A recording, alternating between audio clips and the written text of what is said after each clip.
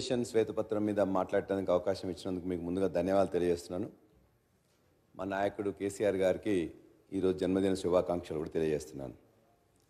గౌరవ ముఖ్యమంత్రి వర్యులు రేవంత్ రెడ్డి గారు, అదేవిధంగా ప్రభుత్వం, ఉత్తమ్ కుమార్ రెడ్డి గారు మీరు ఎట్లయితే ప్రజెంట్ చేసినరో అదేవిధంగా మాకు కూడా అవకాశం ఇచ్చినట్లయితే ఖచ్చితంగా రాష్ట్రానికి ఉపయోగపడే విధంగా 10 సంవత్సరంలో గత కేసీఆర్ గారి ప్రభుత్వం ఏ ఆలోచనతో చేసింది, ఏ ఉద్దేశంతో చేసిందని చెప్పేసి మీ ఖచ్చితంగా ప్రజెంట్ చేసి మిమ్మల్ని ఒప్పించి మెప్పించేవాళ్ళం. ఒక లెవెల్ ఫీల్డ్ అని ఉన్నట్లయితే ఉండేది, దాని ద్వారా రాష్ట్రానికి ఉపయోగం జరిగేది.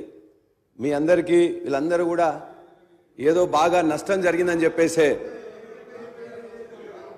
మీరు ఒక పార్షన్ చెప్పారు, మీ ప్రజెంటేషన్లో ఒక పార్షన్ చెప్పారు అధ్యక్ష. రెండో పార్షన్ చెప్పడానికి వినడానికి సిద్ధంగా లేరు. ఆ రెండో పార్షన్ వల్ల వచ్చే లాభాలేంటి అనేది కూడా ఖచ్చితంగా తెలిసినట్లయితే ఇప్పటికైనా మీరు భవిష్యత్తులో కూడా మీకు రాజకీయంగా కక్ష లేకపోతే అది ఉన్నట్లయితే బయట తిట్టుకోవచ్చు, లేకపోతే ఎలక్షన్ వరకు పోవచ్చు. కానీ మళ్ళా 5 సంవత్సరాలు కావాల్సిన ప్రాజెక్టులను మీరు ఏ విధంగా తీర్చిదిద్దాలనుకుంటున్నారో, ఈ 5 సంవత్సరంలో మిగతా ప్రాంతాలకు కూడా నీళ్ళు ఇవ్వాలనుకుంటున్నారో, గత ప్రభుత్వం అనుకున్న ఈ ప్రాజెక్టులో పెట్టిన డబ్బు వృధా కాకుండా ఉండాలంటే, ఉన్న ఇన్ఫ్రాస్ట్రక్చర్ను ఉపయోగించుకోవాలంటే ఖచ్చితంగా గత ప్రభుత్వం యొక్క ఆలోచనల్ని ఓపెన్ మైండ్తో మీరు ఇంటే మాత్రం ఖచ్చితంగా ఎంతో కొంత అప్రిషియేట్ చేస్తారని చెప్పేసి నా నమ్మకం. ఖచ్చితంగా రెండో అంశం మీరు తద్వారా రెండో అంశం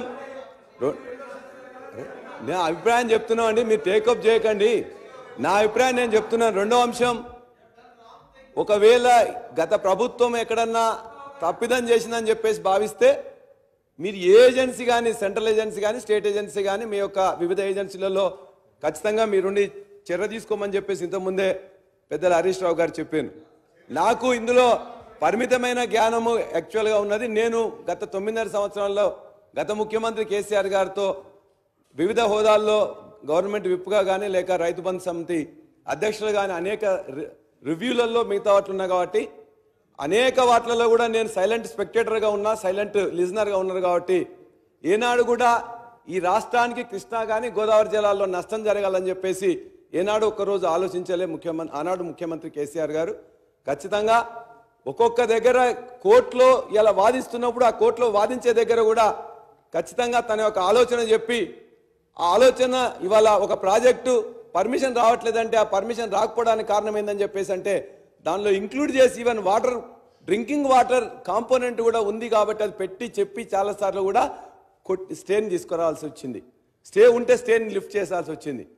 అదేవిధంగా కృష్ణా వాటర్ మీద మీరు ఇంతకుముందు చెప్పినట్టు ఏనాడు కూడా కృష్ణా వాటర్ ఇప్పటికి కూడా 299కి ఎవరు ఒప్పుకున్నది కాదు.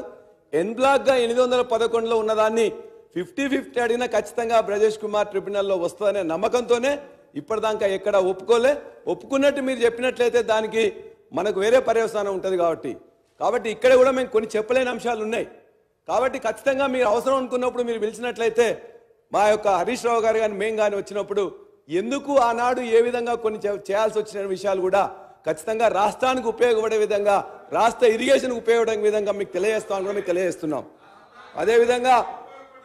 అదేవిధంగా మా ఉత్తమ్ కుమార్ రెడ్డి గారికి నేను బాగా వారి దగ్గర నుంచి స్ఫూర్తి పొందిన వారిని.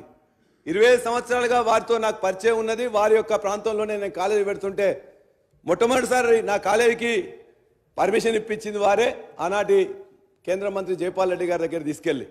అంటే ఒక సంస్థ అక్కడ వస్తుందంటే ఆ సంస్థ వల్ల కొంత ఉపయోగం జరుగుతుందనే ఉద్దేశంతో అది తన యొక్క ప్రత్యర్థి అయిన చంద్రరావు గారితో నేను పార్ట్నర్ ఉంటే కూడా నా ప్రాంతంలో ఒక సంస్థ రావాలి, సంస్థలో ఉద్యోగులు కానీ మిగతా వాళ్ళు ఉపయోగపడాలని చెప్పేసి ఒక పారదర్శకమైన మైండ్తో ఆ రోజు ఉండేవారు.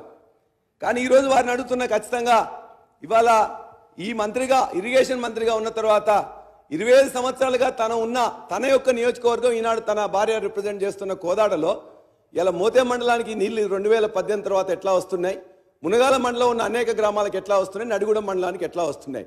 తన హుజూర్ నగర్ పక్కనే ఉన్న పెన్పాడ్ నుంచి వెళ్ళి కూలీలు వచ్చి మీ దగ్గర పనిచేసే వాళ్ళు కదా, ఇవాళ వాళ్ళు కూలీలు రైతులుగా అయిపోయి మొత్తం కూడా ఇవాళ అందరూ నిటారుగా నిలబడి ఉన్నది మీ అందరికీ అవపడట్లేదా?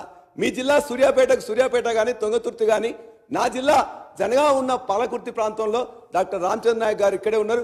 వారు రిప్రజెంట్ చేస్తున్న డోర్నకల్ కానీ మహబాద్ కానీ ఉమ్మడి జిల్లాలో అన్నిట్లో కూడా 2000 కోట్లు పెట్టి ఎస్ఆర్ఎస్పి రెండో దశలో ఉన్న దానిలో 2018 తర్వాత నీళ్ళు వస్తుంది. వాస్తవం కాదా?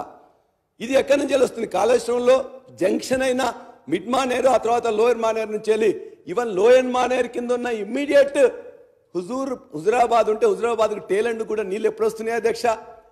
ఈ రోజున వస్తున్నాయి మొత్తం కూడా ఈ అన్ని నియోజకవర్గాలు కూడా. కాబట్టి ఇవాళ ఊరికేనే అబద్ధం ఏమి రాలే, ఒక 98,000 మాత్రమే వచ్చిందని చెప్పేసి శ్వేతపత్రంలో పెట్టింది. శ్వేతపత్రంలో పెట్టింది 98,000 అని చెప్పి మమ్మల్ని తిట్టడానికి పెట్టవచ్చు.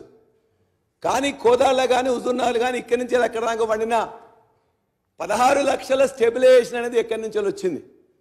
ఒకవేళ స్టెబిలైజేషన్ రానట్లయితే 2018 కంటే ముందు ఎందుకు రాలే? దయచేసి ఇది మీరు ఓపెన్ మైండ్తో ఆలోచించండి. పండిన పంటల అధ్యక్ష 2014లో మన యొక్క ఉత్పత్తులు 95 లక్షలు ఉంటే 2023లో 3,45,00,000 అయింది. 2014లో ఆనాడు సాగు భూమి 1,31,00,000 ఉంటే ఇవాళ 2 పంటలు కలిసి అధ్యక్ష 2,40,00,000 అయింది 2023లో. 35 లక్షల్లో వరి పండేది ఉంటే 1,21,00,000 పండింది. అదేవిధంగా 74 లక్షల మెట్రిక్ టన్నులు ఆనాడు 39 లక్షలు అయింది. మనం తీసుకున్న వారు ఇవాళ ప్రొక్యూర్మెంట్ కూడా 2014లో 24 లక్షల మెట్రిక్ టన్నులు ఉంటే మొన్న 141 లక్షల మెట్రిక్ టన్నులు ప్రొక్యూర్మెంట్ చేసినాం. కాబట్టి అధ్యక్ష మేము ఈ ఫిగర్స్ అనేది ఊరికేనే పంట ఎట్లా పండుతుంది అనేది, ఏమి నీళ్లు లేకపోతే, ప్రాజెక్ట్ లేకపోతే, స్థిరీకరణ లేకపోతే ఇవన్నీ రాదు. కొండా సురేఖ గారు మొన్ననే రంగనాయక్ సాగర్లో అదేవిధంగా మల్లన్న సాగర్లో ఓపెన్ చేసి 1,20,000 నీళ్లకు ఓపెన్ చేస్తున్నా అని చెప్పి ఆ రోజు స్టేట్మెంట్ ఇచ్చారు. ఎక్కడి వచ్చినాయి అధ్యక్ష? మిడ్ మానేర్ ఒకటి ఇవాళ వారు ఖచ్చితంగా వారు చెప్పిన దాంట్లో. రాజేశ్వర రెడ్డి గారు సార్, మీ పార్టీ నుంచి బీఆర్ఎస్ పార్టీ నుంచి మెయిన్ స్పీకర్ గా గౌరవ హరీష్ రావు గారికి ఇచ్చినాం. నేను కూడా ఎక్కువ మాట్లాడిన అధ్యక్ష. నేను వారు ఉపయోగించే వాటినే మనం మాట్లాడుతున్నాం. కన్క్లూడ్ చేయండి సార్. నేను కన్క్లూడ్ చేయండి అధ్యక్ష, నేను వేరే విషయాలు మాట్లాడుతున్నాను అధ్యక్ష. కన్క్లూడ్ చేయండి. ఇవాళ కాళేశ్వరం ప్రాజెక్ట్ అంటే ఒక మేడిగడ్డ కాదు అధ్యక్ష.